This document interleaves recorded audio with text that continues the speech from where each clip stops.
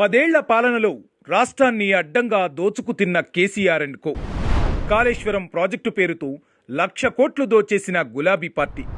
నాణ్యత లేకుండా ప్రాజెక్టు నిర్మించి రాష్ట్రానికి తీరని నష్టం చేసిన కేసీఆర్.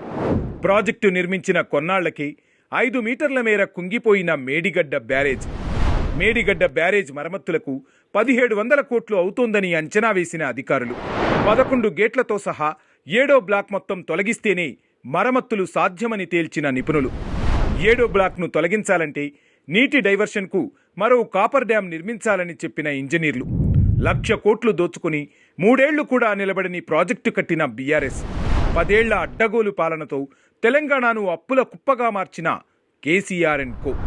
రాష్ట్రాన్ని ఆర్థికంగా గట్టెక్కించి అభివృద్ధి పదంలో నడిపిస్తున్న రేవంత్ సర్కార్.